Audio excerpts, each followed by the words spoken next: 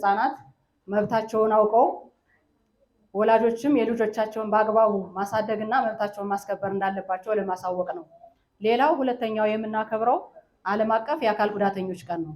ዓለም አቀፍ የአካል ጉዳተኞች ቀን በየዓመቱ ህዳር 24 ነው የሚከበረው።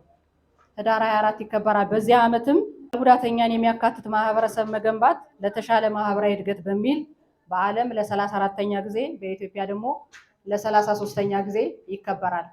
እንደሚታወቀው አካል ጉዳተኞች በግንዛቤ ፍጥረት ችግር ማለት ነው በብዙ ማህበረሰብ ዘንድ እኩል ተጠቃሚ እያደረጓቸው አይደለም ያለው። አሁን ባለው ሁኔታ ላይ መስራት እየቻሉ መስራት አትችሉም፣ መማር እየቻሉ መማር አትችሉም እየተባሉ ብዙ ህፃናት ተማሪዎች ሁሉ አካል ጉዳተኞች ከቤታቸው ያሉበት ሁኔታ እንዳለ ይሄ ሁላችንም የምናውቀው ነገር ነው። ሌላውም በማህበራዊ በኢኮኖሚያዊ ተጠቃሚ በማድረግ በኩልም ላይ በማህበረሰቡ ዘንድ ውስንነት ይታያል። እነዚህንም ለመቅረፍና አካል ጉዳተኞች ከሌሎች እኩል ተጠቃሚ ለማድረግ ሁሉም ባለድርሻ አካላት በመሆናችሁ ይሄንን ለመስራት በዛሬው መድረክ ላይ እንግዲህ በዓላት ሲከበሩ ዋና ዓላማቸው እንዲሁ አንድ ቀን አክብረን ለማለፍ ሳይሆን ሁሌም ይሄ ጉዳይ ይመለከተኛል ብለን አስበን ተጠቃሚ ለማድረግ የምንሰራው ስራ እንጂ በአንድ ዓመት ብቻ በየዓመቱ አንድ ያስበን የምንሄደው ስላልሆነ በአካል ጉዳተኞችም ላይ ትኩረት ተሰጥቶ እንዲሰራ የግንዛቤ ፈጠራ መድረክ ለማድረግ ነው።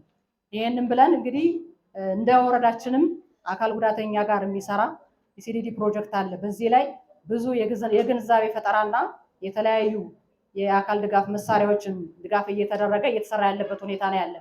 ይሄም ሆኖ ግን ባለው ሁኔታ ላይ ሲታይ እንደ ወረዳችን አይደለም ተደራሽ የምናደርግ መረጃቸውን እንኳን በተጣራ ሁኔታ አልያዝንም።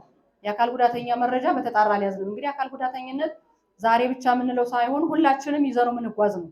ነገ ምን እንደሚደርስብን አናውቀውም።